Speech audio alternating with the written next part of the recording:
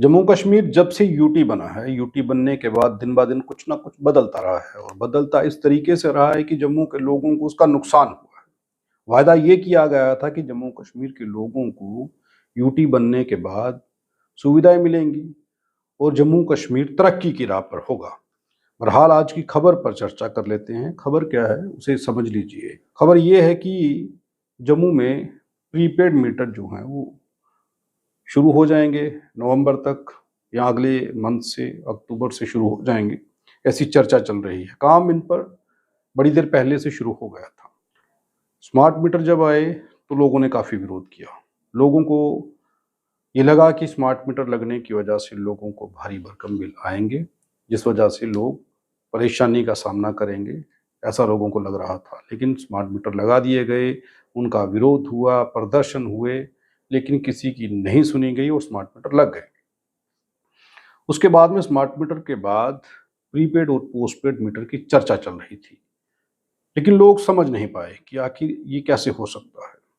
Social media पर कुछ video आपको दिखते थे दूसरे राज्यों के, जिनमें ये बताया जाता था कि ये फलां फलां कंपनी का मीटर है और इस मीटर को जब वो खोल करके दिखाते थे तो उसमें दिखता था कि एक सिम थी, सिम जैसी एक चिप थी उसमें, जिसे ये बताया जाता था कि इसमें रिचार्ज होता है और जब ये रिचार्ज ख़त्म होगा उसके बाद आपकी लाइट बंद हो जाएगी। जैसे आप मोबाइल की प्रीपेड सिम यूज़ करते हैं, जितने का रिचार्ज करवाते हैं उतनी देर वो चलता है, उसके बाद बंद हो जाता है। कुछ इसी तरीके से प्रीपेड मीटर भी काम करेगा, ये बताया जा रहा था। अब चर्चा दोबारा से शुरू हुई है। अब कहा जा रहा है कि अक्टूबर या नवंबर से प्रीपेड मीटर शुरू कर दिए जाएंगे और इस खबर के आने के बाद लोग थोड़े परेशान हुए हैं। मैं आपको ये साफ कर दूं कि ये अभी नहीं हुआ है। इससे पहले 2022 में इसका ट्रायल लिया जा चुका है।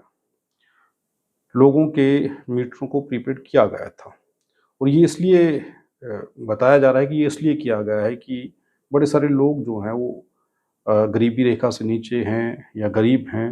उन लोगों के जब पोस्ट पेड स्मार्ट मीटर से बिल आते हैं तो वो भारी भरकम बिल उन्हें लगता है। जितनी बिजली की खपत वो सोचते हैं उससे ज़्यादा बिल उन्हें जब आता है तो उसके बाद विभाग में और लोगों में कहा-सुनी होती है, बहस होती है। वो कहते हैं कि बिल ज़्यादा आ गया।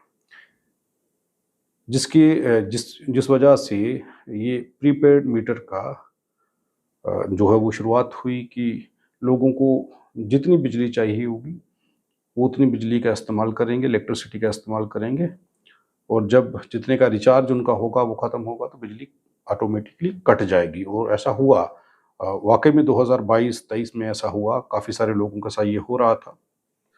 2022 में इसकी सुविधा दी गई थी और जिस बीच में लोगों को काफ़ी परेशानी आई और ये भी एक माध्यम लोगों के पास है कि ऑनलाइन बिल जमा कर दें।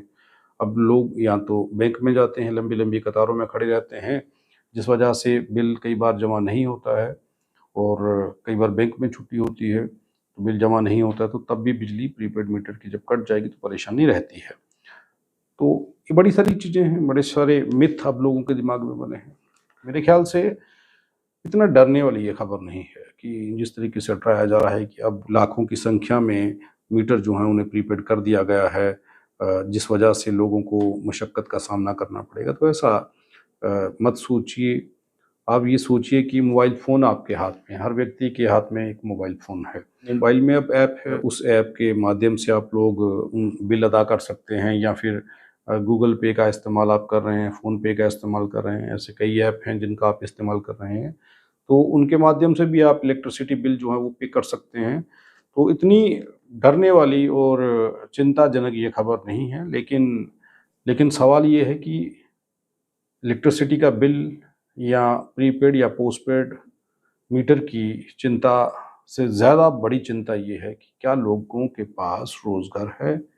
अगर आप सब लोगों के मीटर प्रीपेड कर दिए जाते हैं, तो आपकी बिजली कट जाए, तो पैसे तो देने होंगे। अब पैसे आएँगे कहाँ से? रोज़गार है नहीं। जो लोकल लोग थे यहाँ के, जम्मू कश्मीर के, वो लोग अगर रेहड़ी ठेला लगाते थे, उन लोगों को आपने देखा होगा कि आप अम्बेडकर चौक की ओर जाएँ, तो लोकल लोग वहाँ पर ठेले लगाया करते थे उन लोगों के ऊपर लाठियां बरसती थी, इसलिए कि उनकी वजह से ये जाम होता था। लेकिन आप जब रेलवे से मार्बल मार्केट की ओर जाएंगे तो वहाँ पर आपको बागड़ मंडी दिखेगी। भारी जाम रहता है, पूरा का पूरा फुटपाथ कवर होता है, जिस वजह से बड़ी परेशानी रहती है। लेकिन ट्रैफिक पुलिस के लोग वहाँ रहते हैं, अन्य विभागों के लोग भी वहाँ से निकलते हैं, जीएमसी के लोग भी वहाँ से निकलते हैं, लेकिन मजाल है किसी की कि उन्हें कोई वहाँ से हटाए। इसी तरीके से नेशनल हाईवे पर यह कहा गया था कि कोई भी रेडी नहीं लग सकती।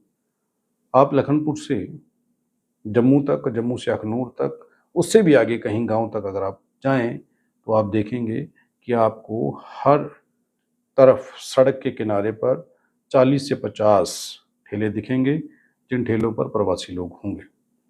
किसी के पास जीएमसी का लाइसेंस नहीं है, बिना लाइसेंस के वो लोग वहाँ खड़े हैं, मनमाने रेट लोगों से वसूलते हैं, क्योंकि 50 अगर ठेले खड़े हैं तो 50 के 50 लोग प्रवासी हैं, उन सब ने एक ही रेट फिक्स कर रखा है। आप एक ठेले को छोड़ के दूसरे पर जाइए, दूसरे को छोड़ के आखिरी वाले पर जाइए, रेट सेम ही लगेगा। उस बीच में आपको कोई भी लोकल व्यक्ति नहीं दिखेगा।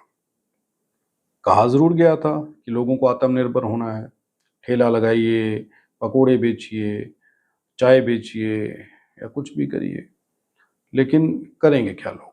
ना तो ठेला लगाने की उन लोगों को, जम्मू के लोगों को इजाज़त है। अगर वो ठेला लगाते हैं, उनके पास लाइसेंस नहीं है, तो म्यूनसिपैलिटी के लोग पहुंच जाते हैं, जीएमसी के लोग पहुंच जाते हैं, लेकिन प्रवासी लोगों के लिए कोई कानून नहीं है, ना किसी लाइसेंस की ज़रूरत है।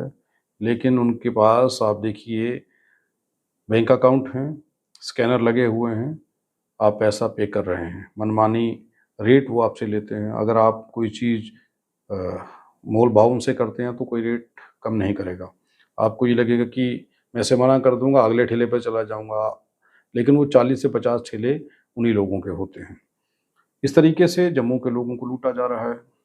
अब सरकार जो है, सरकार भी विफल और कमज़ोर नज़र आ रही है, पर जो बोझ है वो जम्मू कश्मीर के आम नागरिक के कंधों पर है। उसे ये उठाना होगा, जैसे मर्जी उठाए, क्योंकि सरकार की जिम्मेदारी नहीं है। वोट आप लोगों ने दे दिया, वोट सरकार ने ले लिया, आप लोगों के लिए क्या सोचना था, क्या करना था, ऐसा कोई प्लान नज़र नहीं आ रहा। लेकिन ये नज़र ज़रूर आ रहा है कि जम्मू के लोग आने वाले दिनों में और समस्याओं का सामना करेंगे। स्मार्ट मीटर और प्रीपेड मीटर, पोस्टपेड और प्रीपेड मीटर इतनी बड़ी समस्या नहीं है। सबसे बड़ी समस्या यही है कि रोज़गार नहीं है। उससे बड़ी समस्या ये है कि अगर लोग काम करना भी चाहें तो वो काम कर नहीं पाएंगे।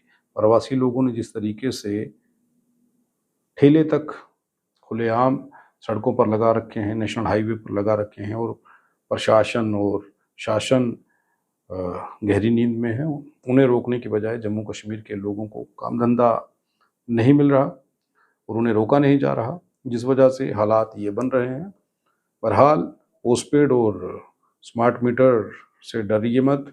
आप डरिए कि आपके पास रोज़गार नहीं है, आप डरिए कि अगर रोज़गार नहीं होगा आपके घर का गुजर बसर कैसे होगा, क्योंकि जम्मू अब स्मार्ट सिटी बन रहा है और स्मार्ट सिटी के हिसाब से खर्चे बढ़ रहे हैं और खर्चे आपको उठाने होंगे।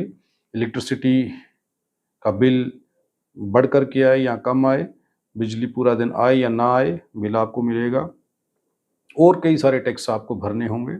लेकिन सुविधा आपको क्या मिल रही हैं, रोज़गार आपको कितने मिल रहे हैं, इस पर ज़रा चर्चा करिए, सोचिए कि आप सब लोगों के साथ आखिर क्या हो रहा है।